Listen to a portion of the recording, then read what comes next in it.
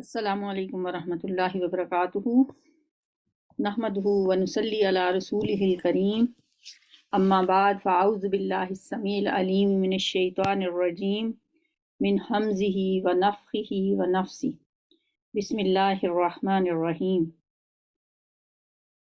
آج ہم 8واں پارہ الحمدللہ شروع کرنے لگے ہیں۔ اللہ تعالی ہمیں ہمت اور توفیق دے کہ ہم اسی طرح قرآن پاک صحت و عافیت کے ساتھ پڑھتے رہیں اور اسے سمجھنے کی کوشش کرتے رہیں۔ 8واں پارہ سورہ انعام کی آیت نمبر 111 سے شروع ہو۔ اپنے قرآن پاک کھول لیجئے۔ اعوذ باللہ من الشیطان الرجیم، بسم اللہ الرحمن الرحیم۔ وَلَوْ أَنَّنَا نَزَّلْنَا إِلَيْهِمُ الْمَلَائِكَةَ وَكَلَّمَهُمُ الْمَوْتَى وَحَشَرْنَا عَلَيْهِمْ كُلَّ شَيْءٍ قُبُلًا مَا كَانُوا لِيُؤْمِنُوا إِلَّا أَن يَشَاءَ اللَّهُ وَلَكِنَّ أَكْثَرَهُمْ يَجْهَلُونَ۔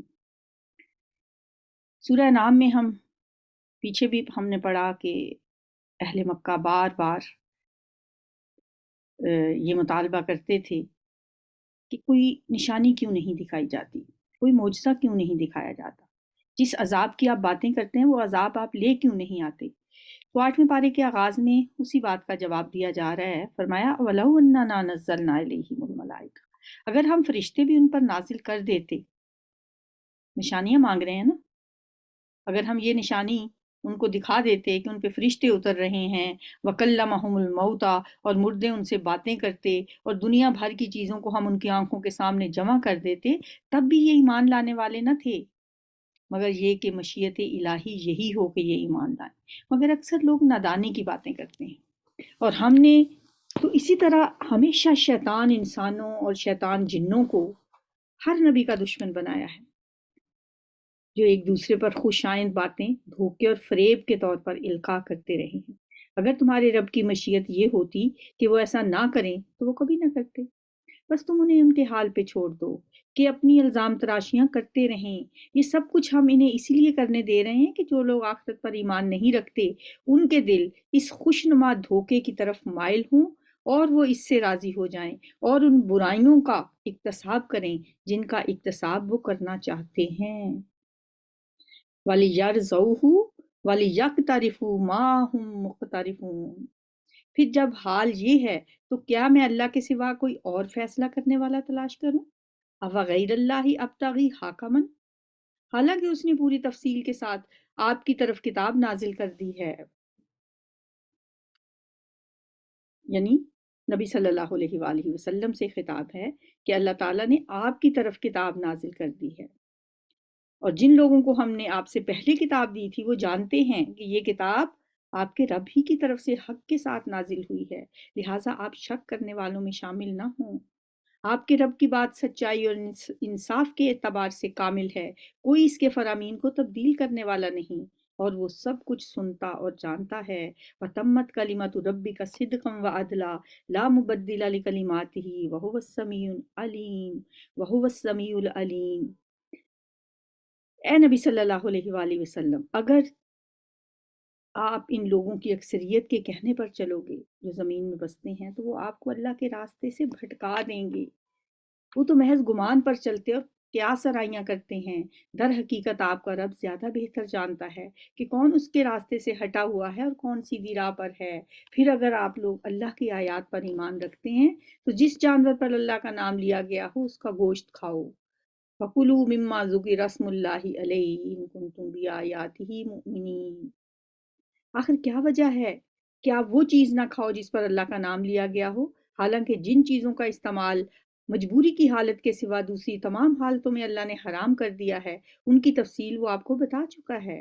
بکثرت لوگوں کا حال یہ ہے کہ علم کے بغیر محض اپنی خواہشات کی بنا پر گمراہ کن باتیں کرتے ہیں۔ ان حد سے گزرنے والوں کو آپ کا رب خوب جانتا ہے۔ آپ کھلے گناہوں سے بھی بچو اور چھپے گناہوں سے۔ وَذَرُوا ظَاهِرَ الْإِثْمِ وَبَاطِنَهُ، جو لوگ گناہ کا اکتساب کرتے ہیں وہ اپنی اس کمائی کا بدلہ پا کر رہیں گے، یعنی جو گناہ وہ کرتے ہیں اس کی سزا انہیں مل کر رہے گی۔ سَيُجْزَوْنَ بِمَا كَانُوا يَقْتَرِفُونَ، اور جس جانور کو اللہ کا نام لے کر ذبح نہ کیا گیا ہو اس کا گوشت نہ کھاؤ۔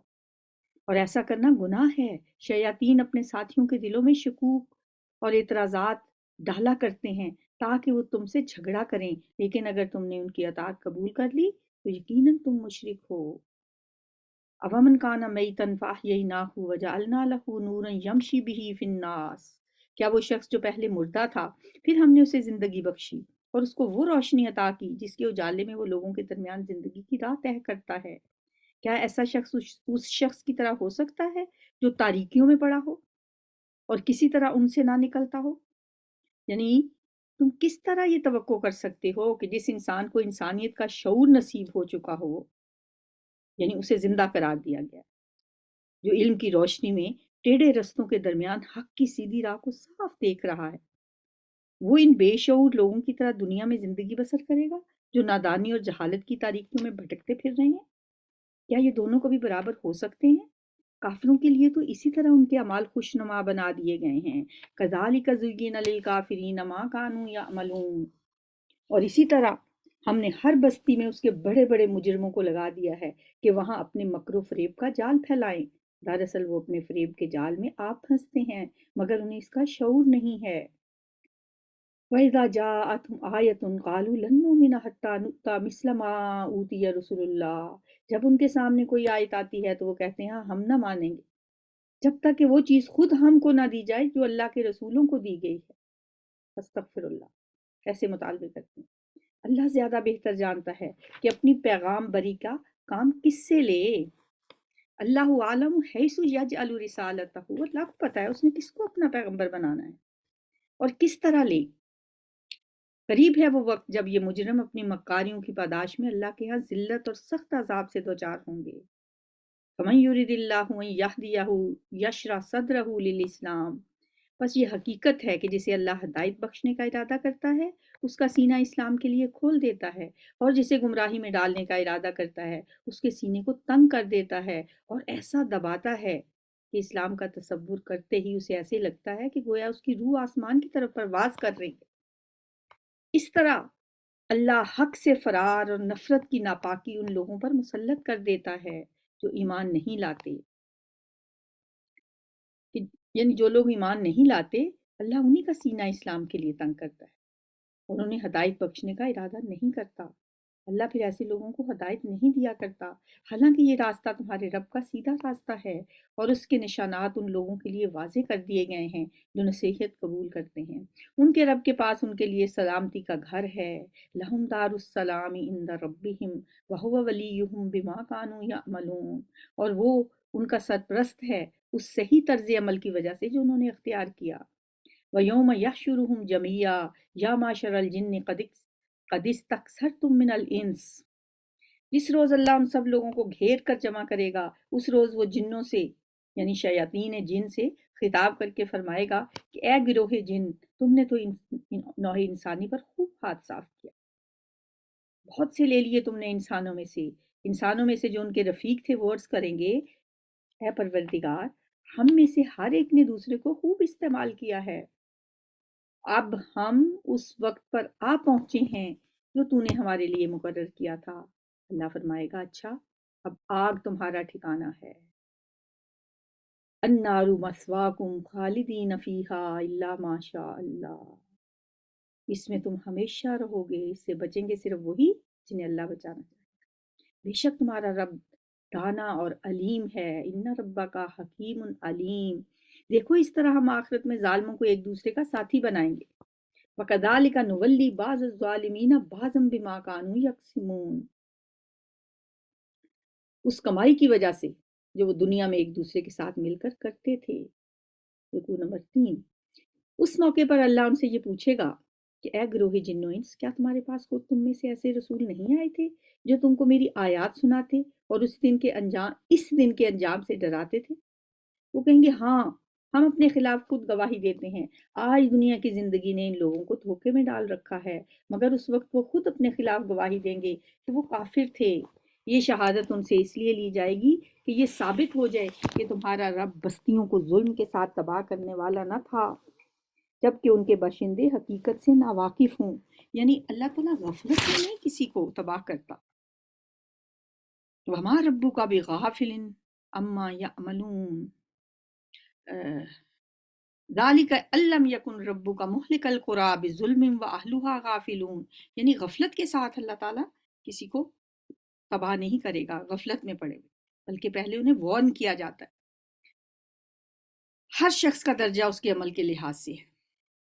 वलिकुल्लिन दरजातुम मिम्मा अमिल, और तुम्हारा रब लोगों के अमाल से बेखबर नहीं है। तुम्हारा रब बेनियाज है और मेहरबानी उसका शेवा है। अगर वो चाहे तो तुम लोगों को ले जाए और तुम्हारी जगह दूसरे जिन लोगों को चाहे ले आए, जिस तरह उसने तुम्हें कुछ और लोगों की नस्ल से उठाया है। तुमसे जिस चीज का वादा किया जा रहा है वो यकीनन आने वाला है। इन्नमा तू अदून लआत व मा अंतुम बिमुजिजीन, और तुम अल्लाह को आजिज कर देने की ताकत नहीं रखते हो। ऐ नबी सल्लल्लाहु अलैहि वसल्लम, कह दीजिए कि लोगों, तुम अपनी जगह अमल करते रहो और मैं भी अपनी जगह अमल कर रहा हूँ। अनकरीब तुम्हें पता चल जाएगा कि अंजाम कार किसके हक में बेहतर होता है। बहरहाल ये हकीकत है कि जालिम कभी फलाह नहीं पा सकते। इन्नहु ला युफ्लिहु ज़ालिमून वजअलू लिल्लाहि मिम्मा ज़रअ मिनल हर्सि वल अनआमि नसीबा। इन लोगों ने अल्लाह के लिए खुद उसी की पैदा की हुई खेतियों और मवेशियों में से एक हिस्सा मुकर्रर किया है और कहते हैं ये अल्लाह के लिए है, बजाम खुद अपने गुमान के मुताबिक, और ये हमारे ठहराए हुए शरीकों के लिए है। फिर जो हिस्सा उनके ठहराए हुए शरीकों के लिए है वो तो अल्लाह को नहीं पहुंचता, मगर जो अल्लाह के लिए है वो उनके शरीकों को पहुंच जाता है। वो लोग अल्लाह के नाम से जो हिस्सा निकालते थे ना, उसमें तरह तरह की चालबाजियां करके कभी कमी करते और मतलब अल्लाह के हिस्से में कमी कर देते। हर सूरत से अपने खुद साख्ता शरीकों को का जो हिस्सा था उसको बढ़ाने की कोशिश करते रहते थे। डरते थे उनसे, अल्लाह का तो कोई डर था नहीं उन्हें। मसलन जो गल्ले या फल वगैरह अल्लाह के नाम पर निकाले जाते, उनमें से अगर कुछ गिर जाता ना तो वो उसको उठा के शरीकों के हिस्से में शामिल कर देते, और अगर शरीकों के हिस्से में से कुछ गिर जाता या अल्लाह के हिस्से में मिल जाता तो उसे उन्हीं के हिस्से में वापस कर दे। अगर किसी वजह से नजर न्याज का गल्ला खुद इस्तेमाल करने की जरूरत पेश आती तो अल्लाह का हिस्सा खा लेते, मगर शरीकों के हिस्से को हाथ लगाते हुए डरते थे कि कहीं कोई बला नाजिल ना हो जाए। ये हाल था उनका। फरमाया कैसे बुरे फैसले करते हैं ये लोग, सा मा यहकुमून। और इसी तरह बहुत से मुशरिकों के लिए उनके शरीकों ने अपनी औलाद के कत्ल को भी खुशनुमा बना दिया है, यानी अपनी ही औलाद को कत्ल करना उनके लिए खुशनुमा बना दिया है ताकि उनको हलाकत में मुब्तला करें और उन पर उनके दीन को मशकूक बना दें। अगर अल्लाह चाहता तो ये ऐसा ना करते, लिहाजा इन्हें छोड़ दो कि अपनी इफ्तरा परदाजियों में लगे रहें। फज़रहुम वमा यफ्तरून वक़ालू हाज़िही अनआमुम व हर्सुन हिज्रुन ला यतअमुहा इल्ला मन नशाउ बिज़ामिहिम। कहते हैं ये जानवर और ये खेत महफूज हैं, इन्हें सिर्फ वही लोग खा सकते हैं जिन्हें हम खिलाना चाहें, हालांकि ये पाबंदी उनकी खुद साख्ता है।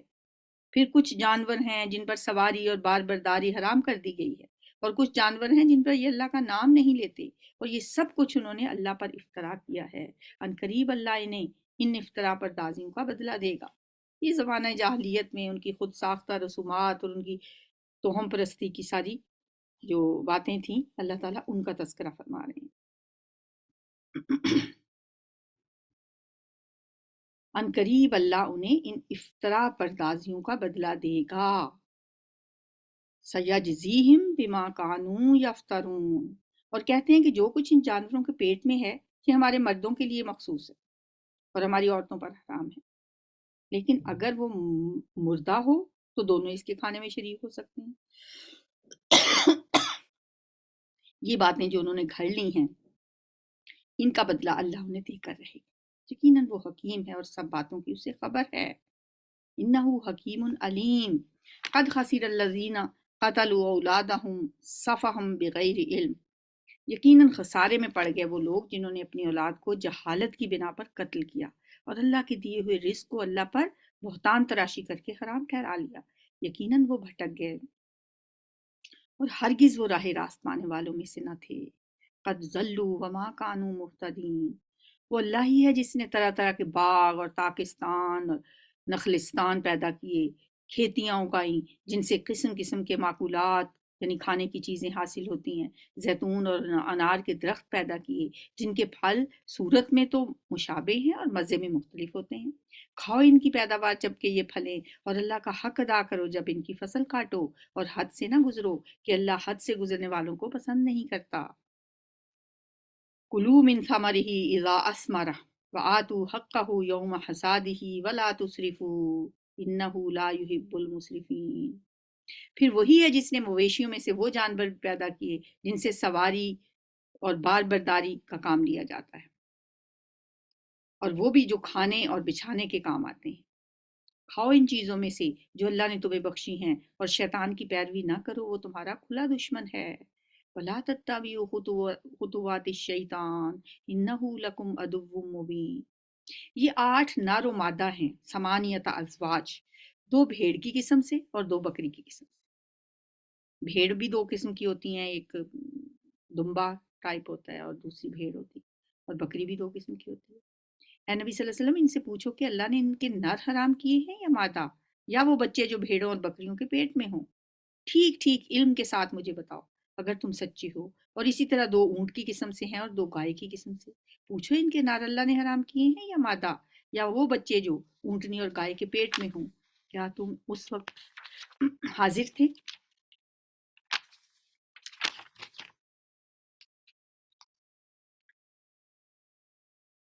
جب اللہ نے ان کے حرام ہونے کا حکم تمہیں دیا تھا؟ ام کنتم شہداء اذ وصاکم اللہ بہذا۔ پھر اس شخص سے بڑھ کر ظالم اور کون ہوگا جو اللہ کی طرف منسوب کر کے جھوٹی بات کہے؟ فمن اظلم ممن افترى علی اللہ کاذبا، تاکہ علم کے بغیر لوگوں کی غلط رہنمائی کرے۔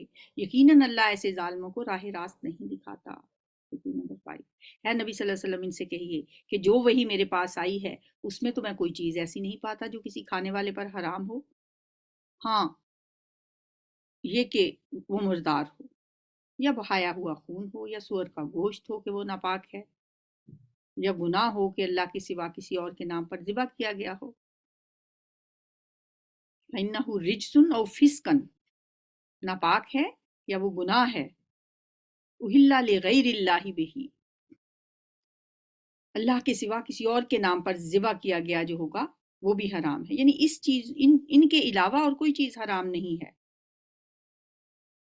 یا اگر ہے وہ چیزیں جو تم نے حرام کر رہے ہو وہ حرام نہیں ہیں جو تم نے اپنے اوپر خود ہی حرام کر لی ہیں، بلکہ حرام یہ چیزیں ہیں جو یہاں بتائی جا رہی ہیں یا جو نبی صلی اللہ علیہ وسلم نے بتائی ہیں۔ پھر جو شخص مجبوری کی حالت میں کوئی چیز ان میں سے کھا لے بغیر اس کے کہ وہ نافرمانی کا ارادہ رکھتا ہو، اور بغیر اس کے کہ وہ حد ضرورت سے تجاوز کرے، تو یقیناً تمہارا رب درگزر کرنے والا اور رحم فرمانے والا ہے۔ اور جن لوگوں نے یہودیت اختیار کی ان پر ہم نے سب ناخن والے جانور حرام کر دیے تھے۔ وَعَلَى الَّذِينَ هَادُوا حَرَّمْنَا كُلَّ ذِي ظُفُرٍ، اور گائے اور بکری کی چربی بھی سوائے اس کے جو ان کی پیٹھ یا ان کی آنتوں سے لگی ہوئی یا ہڈی سے لگی تھوڑی بہت رہ جائے، اس کے علاوہ ان پہ چربیاں سب حرام کر دی تھی۔ یہ ہم نے ان کی سرکشی کی سزا انہیں دی تھی، یہ نہیں کہ اللہ تعالیٰ کوئی ظلم کی وجہ سے اللہ تعالیٰ نے ان پہ حرام کیا تھا، یہ ان کی سرکشی کی سزا تھی، سزا کے طور پہ اللہ تعالیٰ نے حرام کیا۔ اور یہ جو کچھ ہم کہہ رہے ہیں بالکل سچ کہہ رہے ہیں۔ اب اگر وہ تمہیں جھٹلائیں تو ان سے کہہ دو کہ تمہارے رب کا دامن رحمت وسیع ہے اور مجرموں سے اس کے عذاب کو پھیرا نہیں جا سکتا۔ یہ مشرک لوگ آپ کی ان باتوں کے جواب میں ضرور کہیں گے کہ اگر اللہ چاہتا تو نہ ہم شرک کرتے اور نہ ہمارے باپ دادا، اور نہ ہم کسی چیز کو حرام ٹھہراتے۔ یعنی اللہ تعالیٰ فرما رہے ہیں کہ یہ ایسا کہیں گے، یعنی وہ اپنے جرم اور اپنی غلط کاری کے لیے وہی پرانا عذر پیش کریں گے جو ہمیشہ سے مجرم کیا کرتے ہیں۔ وہ کہیں گے کہ ہمارے حق میں اللہ کی مشیت ہی یہ ہے کہ ہم شرک کریں۔ آج کل بھی لوگ کہتے ہیں ہم نماز نہیں پڑھتے تو بس اللہ نے یہی لکھا ہوا ہوگا، بس آپ دعا کر رہے ہیں کہ پڑھنے لگ جائیں۔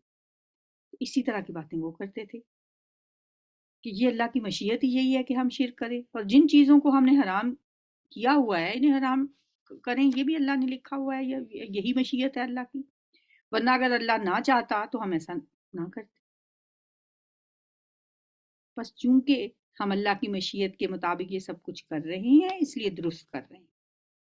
اس کا الزام اگر ہے تو ہم پہ نہیں ہے، یہ اللہ پہ ہے، اللہ ہی ہم سے یہ کروا رہا ہے، اور جو کچھ ہم کر رہے ہیں ایسا ہی کرنے پہ ہم مجبور ہیں کہ اس کے سوا کچھ اور کرنا ہماری قدرت سے ہی باہر ہے۔ ایسی باتیں وہ کرتے ہیں یعنی اگر اللہ چاہتا تو نہ ہم شرک کرتے، اور نہ ہمارے باپ دادا شرک کرتے، اور نہ ہم کسی چیز کو حرام ٹھہراتے۔ ایسی باتیں بنا بنا کر ان سے پہلے لوگوں نے بھی حق کو جھٹلایا تھا، یہاں تک کہ آخرکار ہمارے عذاب کا مزہ انہوں نے چکھ لیا۔ ان سے کہو کیا تمہارے پاس کوئی علم ہے جسے ہمارے سامنے پیش کر سکو؟ قل هل عندکم من علم فتخرجوه لنا، تم تو محض گمان پر چل رہے ہو اور قیاس آرائیاں صرف کرتے ہو۔ پھر کہو تمہاری اس حجت کے مقابلے میں حقیقت رس حجت تو اللہ کے پاس ہے۔ قل فللہ الحجت البالغہ، اللہ کے پاس ہے پہنچی ہوئی حجت۔ لو شاء لہداکم اجمعین، بے شک اگر اللہ چاہتا تو تم سب کو ہدایت دے دیتا۔ یعنی تمہاری یہ جو تم حجتیں پیش کر رہے ہو، یعنی تم اپنی معذرت میں جو حجت پیش کرتے ہو کہ اگر اللہ چاہتا تو ہم شرک نہ کرتے، اس سے پوری بات ادا نہیں ہوتی۔ پوری بات کہنا چاہتے ہو تو یوں کہو کہ اگر اللہ چاہتا تو ہم سب کو ہدایت دے دیتا۔ دوسرے لفظوں میں تم خود اپنے انتخاب سے ہدایت اختیار کرنے پر تیار نہیں ہو، بلکہ یہ چاہتے ہو کہ اللہ نے جس طرح فرشتوں کو پیدائشی طور پر ہدایت یافتہ بنایا ہے نا، اس طرح تمہیں بھی بنا دیتا۔ تو بے شک اگر اللہ کی مشیت انسان کے حق میں یہ ہوتی تو وہ ضرور ایسا کر سکتا تھا، لیکن یہ اس کی مشیت نہیں ہے۔ لہٰذا جس گمراہی کو تم نے اپنے لیے خود پسند کیا ہے، اللہ بھی تمہیں اسی میں پڑا رہنے دے گا۔ ان سے کہو قل ہلم شہداءکم الذین یشہدون ان اللہ حرم ھذا، کہ لاؤ اپنے وہ گواہ جو اس بات کی شہادت دیں کہ اللہ ہی نے ان چیزوں کو حرام کیا ہے۔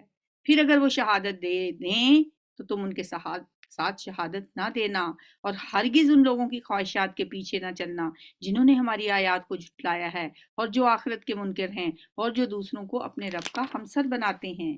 یعنی اگر وہ شہادت کی ذمہ داری کو سمجھتے ہوں اور جانتے ہوں کہ شہادت اسی بات کی دینی چاہیے جس کا آدمی کو علم ہو، تو وہ کبھی یہ شہادت دینے کی جرت نہیں کریں گے۔ لیکن اگر یہ لوگ شہادت کی ذمہ داری کو محسوس کیے بغیر ہی ڈٹائی پہ اتر آئیں کہ اللہ کا نام لے کر جھوٹی شہادت دینے میں بھی انہیں کوئی آر محسوس نہ ہو، تو ان کے اس جھوٹ میں تم ان کے ساتھی بالکل نہ بننا، اور ہرگز ان لوگوں کی خواہشات کے پیچھے نہ چلنا جنہوں نے ہماری آیات کو جھٹلایا ہے، اور جو آخرت کے منکر ہیں، اور جو دوسروں کو اپنے رب کا ہمسر بناتے ہیں۔ رکوع نمبر 6۔ قل تعالوا اتل ما حرم ربکم علیکم، اے نبی صلی اللہ علیہ وسلم ان سے کہیے کہ آؤ میں تمہیں سناؤں تمہارے رب نے تم پر کیا پابندیاں عائد کی ہیں۔ اب وہ پابندیاں جو رب نے حقیقتاً عائد کی ہیں وہ میں تمہیں بتاتا ہوں، وہ نہیں ہیں جو تم نے خود اپنے اوپر عائد کر رکھی ہیں، بلکہ اصل پابندیاں یہ ہیں۔ سنو وہ پابندیاں کیا ہیں۔ یہ کہ اس کے ساتھ کسی کو شریک نہ کرو، اللہ تشرکو بہ شیئا، اور والدین کے ساتھ نیک سلوک کرو، اور اپنی اولاد کو مفلسی کے ڈر سے قتل نہ کرو۔ ہم تمہیں بھی رزق دیتے ہیں اور ان کو بھی دیں گے، اور بے شرمی کی باتوں کے قریب بھی نہ جاؤ۔ وَلَا تَقْرَبُوا الْفَوَاحِشَ مَا ظَهَرَ مِنْهَا وَمَا بَطَنَ، خواہ وہ کھلی ہوں یا چھپی، اور کسی جان کو جسے اللہ نے محترم ٹھہرایا ہے ہلاک نہ کرو مگر حق کے ساتھ۔ حق کے ساتھ قتل کرنا کیا ہوتا ہے؟ مطلب کسی قاتل کو قتل کرنا، یا میدان جنگ میں قتل کرنا، یا مرتد کو قتل کرنا، یا زانی کو قتل کرنا۔ یہ ظاہر ہے انسان خود تو نہیں کرے گا، یہ عدالت کے تھرو ہوگا۔ یہ ہے حق کے ساتھ۔ یہ باتیں ہیں جن کی ہدایت اس نے تمہیں کی ہے، شاید کہ تم سمجھ بوجھ سے کام لو، اور یہ کہ یتیم کے مال کے قریب بھی نہ جاؤ۔ یہ نہیں کہا کہ کھاؤ نہ، قریب بھی نہ جاؤ، مگر ایسے طریقے سے جو بہترین ہو، یہاں تک کہ وہ اپنی بلوغت کو پہنچ جائے، اور ناپ تول میں پورا انصاف کرو۔ ہم ہر شخص پر ذمہ داری کا اتنا ہی بوجھ ڈالتے ہیں جتنا اس کے امکان میں ہے۔ لا نکلف نفسا الا وسعها، اور جب بات کہو تو انصاف کی کہو، خواہ معاملہ اپنے رشتہ دار ہی کا کیوں نہ ہو، اور اللہ کے عہد کو پورا کرو۔ ان باتوں کی ہدایت اللہ نے تمہیں کی ہے شاید کہ تم نصیحت حاصل کرو۔ ذالکم وصاکم بہ لعلکم تذکرون، وان ھذا صراطی مستقیما فاتبعوہ، اور یہ کہ اس کی ہدایت یہ ہے کہ یہی میرا سیدھا راستہ ہے، لہٰذا تم اسی پر چلو اور دوسرے راستوں پر نہ چلو کہ وہ اس کے راستے سے ہٹا کر تمہیں منتشر کر دیں گے۔ یہ ہے وہ ہدایت جو تمہارے رب نے تمہیں کی ہے، شاید کہ تم گمراہی سے بچ جاؤ۔ لعلکم تتقون ثم آتینا موسیٰ الکتاب تماما، پھر ہم نے موسیٰ کو کتاب عطا کی تھی جو بھلائی کی روش اختیار کرنے والے انسان پر نعمت کی تکمیل اور ہر ضروری چیز کی تفصیل اور سراسر ہدایت و رحمت تھی، اور اس لیے بنی اسرائیل کو دی گئی تھی کہ شاید لوگ اپنے رب کی ملاقات پر ایمان لائیں۔ رکوع نمبر 7۔ وَهَٰذَا كِتَابٌ أَنزَلْنَاهُ مُبَارَكٌ، اور اسی طرح یہ کتاب ہم نے نازل کی ہے، ایک برکت والی کتاب، یعنی یہ قرآن پاک۔ فَاتَّبِعُوهُ، پس تم اس کی پیروی کرو اور تقوی کی روش اختیار کرو، بعید نہیں کہ تم پر رحم کیا جائے گا۔ اب تم یہ نہیں کہہ سکتے کہ کتاب تو ہم سے پہلے کے 2 گروہوں کو دی گئی تھی اور ہمیں تو کچھ خبر ہی نہ تھی کہ وہ کیا پڑھتے پڑھاتے تھے، اور اب تم یہ بہانہ بھی نہیں کر سکتے کہ اگر ہم پر کتاب نازل کی گئی ہوتی تو ہم ان سے زیادہ راست اور ثابت ہوتے۔ تمہارے پاس تمہارے رب کی طرف سے ایک دلیل، روشن دلیل اور ہدایت اور رحمت آ گئی ہے۔ اسے کیا کہا گیا؟ فَقَدْ جَاءَكُمْ بَيِّنَةٌ مِّن رَبِّكُمْ وَهُدًى وَرَحْمَةٌ، یہ ایک دلیل روشن ہے اور ہدایت ہے اور رحمت ہے۔ اب اس سے بڑھ کر ظالم کون ہوگا جو اللہ کی آیات کو جھٹلائے اور ان سے منہ موڑے۔ جو لوگ ہماری آیات سے منہ موڑتے ہیں انہیں اس منہ موڑنے کی پاداش میں ہم بدترین سزا دے کر رہیں گے۔ الذین یصدفون عن آیاتنا سوء العذاب بما کانوا یصدفون، کیا اب لوگ اس کے منتظر ہیں کہ ان کے سامنے فرشتے آ کھڑے ہوں؟ هل ينظرون الا ان تأتيهم الملائکہ او یاتی ربک او یاتی بعض آیات ربک، یا تمہارا رب خود آ جائے یا تمہارے رب کی بعض سری نشانیاں نمودار ہو جائیں۔ جس دن تمہارے رب کی بعض مخصوص نشانیاں نمودار ہو جائیں گی پھر کسی ایسے شخص کو اس کا ایمان کچھ فائدہ نہ دے گا جو پہلے ایمان نہ لایا ہو یا جس نے اپنے ایمان میں کوئی بھلائی نہ کمائی ہو۔ اے نبی صلی اللہ علیہ وسلم ان سے کہہ دو کہ اچھا تم بھی انتظار کرو، ہم بھی انتظار کر رہے ہیں۔ قل انتظروا انا منتظرون ان الذین فرقوا دینہم وکانوا شیعا لست منہم فی شیء، جن لوگوں نے اپنے دین کو ٹکڑے ٹکڑے کر دیا اور گروہ گروہ بن گئے، یقیناً ان سے تمہارا کچھ واسطہ نہیں، ان کا معاملہ تو اللہ کے سپرد ہے، وہی ان کو بتائے گا کہ انہوں نے کیا کچھ کیا ہے۔ جو اللہ کے حضور نیکی لے کر آئے گا اس کے لیے 10 گنا اجر ہے، اور جو بدی لے کر آئے گا اس کو اتنا ہی بدلہ دیا جائے گا جتنا اس نے قصور کیا ہے، اور کسی پر ظلم نہ کیا جائے گا۔ وَهُمْ لَا يُظْلَمُونَ قُلْ إِنَّنِي هَدَانِي رَبِّي إِلَىٰ صِرَاطٍ مُّسْتَقِيمٍ، اے پیغمبر صلی اللہ علیہ وسلم کہہ دیجئے میرے رب نے بالیقین مجھے سیدھا راستہ دکھا دیا ہے، بالکل ٹھیک دین جس میں کوئی ٹیڑھ نہیں ہے۔ دیناً قیما ملت ابراہیم حنیفا، ابراہیم کا طریقہ جسے یکسو ہو کر اس نے اختیار کیا تھا۔ وما کان من المشرکین، اور وہ مشرکوں میں سے نہ تھا۔ کہو میری نماز، میری عبادات، میرا جینا، میرا مرنا سب کچھ اللہ رب العالمین کے لیے۔ قل ان صلاتی و نسکی و محیای و مماتی للہ رب العالمین، جس کا کوئی شریک نہیں، اسی کا حکم مجھے دیا گیا ہے اور سب سے پہلے سر اطاعت جھکانے والا میں ہوں۔ کہو کیا میں اللہ کے سوا کوئی اور رب تلاش کروں، حالانکہ وہی ہر چیز کا رب ہے۔ ہر شخص جو کچھ کماتا ہے اس کا ذمہ دار وہ خود ہے، کوئی بوجھ اٹھانے والا دوسرے کا بوجھ نہیں اٹھاتا۔ وَلَا تَزِرُ وَازِرَةٌ وِزْرَ أُخْرَىٰ، پھر تم سب کو اپنے رب کی طرف پلٹنا ہے، اس وقت وہ تمہاری اختلافات کی حقیقت تم پہ کھول دے گا۔ وہی ہے جس نے تمہیں زمین کا خلیفہ بنایا اور تم میں سے بعض کو بعض کے مقابلے میں زیادہ بلند درجے دیے تاکہ جو کچھ تمہیں دیا ہے اس میں تمہاری آزمائش کرے۔ لِيَبْلُوَكُمْ فِي مَا آتَاكُمْ إِنَّ رَبَّكَ سَرِيعُ الْعِقَابِ وَإِنَّهُ لَغَفُورٌ رَحِيمٌ، بے شک تمہارا رب سزا دینے میں بھی بہت تیز ہے اور بہت درگزر کرنے اور رحم فرمانے والا بھی ہے۔ سورۃ الاعراف مکی صورت ہے، 24 رکوع ہیں، 206 آیات ہیں۔ بسم اللہ الرحمن الرحیم، الف لام میم صاد، کتاب انزل الیک فلا یکن فی صدرک حرج منہ لتنذر بہ وذکری للمؤمنین، الف لام میم صاد، یہ ایک کتاب ہے جو تمہاری طرف نازل کی گئی ہے، پس ہے نبی صلی اللہ علیہ وآلہ وسلم آپ کے دل میں اس سے کوئی جھجک نہ ہو۔ اس کے اتارنے کی غرض یہ ہے کہ آپ اس کے ذریعے سے منکرین کو ڈرائیں اور ایمان لانے والے لوگوں کو نصیحت ہو، یعنی بغیر کسی جھجک اور خوف کے اسے آپ لوگوں تک پہنچا دیں اور اس کی کچھ پرواہ نہ کریں کہ مخالفین اس کو کیسے لیتے ہیں، اس کا کیسے استقبال کرتے ہیں۔ اتبعوا ما انزل الیکم من ربکم، لوگو جو کچھ تمہارے رب کی طرف سے تم پہ نازل کیا گیا ہے اس کی پیروی کرو، اور اپنے رب کو چھوڑ کر دوسرے سرپرستوں کی پیروی نہ کرو اگر تم نصیحت کم ہی مانتے ہو۔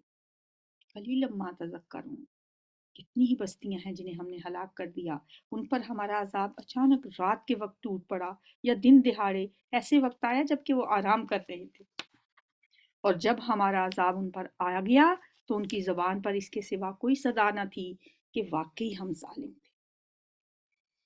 قالوا انا کنا ظالمین، ہم ہی ظالم تھے، بس یہ ضرور ہو کر رہنا ہے کہ ہم ان لوگوں سے پوچھ گچھ کریں جن کی طرف ہم نے پیغمبر بھیجے ہیں، اور پیغمبروں سے بھی پوچھیں کہ انہوں نے پیغام رسانی کا فرض کہاں تک انجام دیا اور انہیں اس کا کیا جواب ملا، پھر ہم خود پورے علم کے ساتھ ساری سرگزشت ان کے آگے پیش کر دیں گے، آخر ہم کہیں غائب تو نہ تھے۔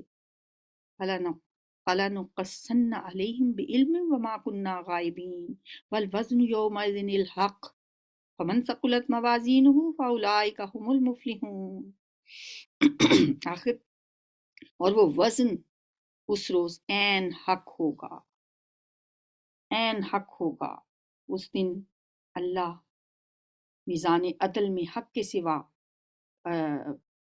اللہ کی میزان عدل میں حق کے سوا کوئی چیز وزنی نہ ہوگی، اور وزن کے سوا کوئی چیز حق نہ ہوگی، جس کے ساتھ جتنا حق ہوگا اتنا ہی وہ باوزن ہوگا، اور فیصلہ جو کچھ بھی ہوگا وزن کے لحاظ سے ہوگا، کسی دوسری چیز کا ذرہ برابر لحاظ نہ کیا جائے گا۔ فمن ثقلت موازینہ فہو فی عیشۃ راضیہ ومن خفت موازینہ فہو کیسے ہے یہ، فمن ثقلت موازینہ فہو فی عیشۃ راضیہ ومن خفت موازینہ فامہ ہاویہ وما ادراک ما ہی نار حامیہ، یہاں بھی یہی بات کی جا رہی ہے، من خفت موازینہ فاولئک الذین خسروا انفسهم بما كانوا بآیاتنا یظلمون، جن کے پلڑے بھاری ہوں گے وہی فلاح پانے والے ہوں گے، اور جن کے پلڑے ہلکے ہوں گے وہی اپنے آپ کو خسارے میں مبتلا کرنے والے ہوں گے، کیونکہ وہ ہماری آیات کے ساتھ ظالمانہ برتاؤ کرتے رہے۔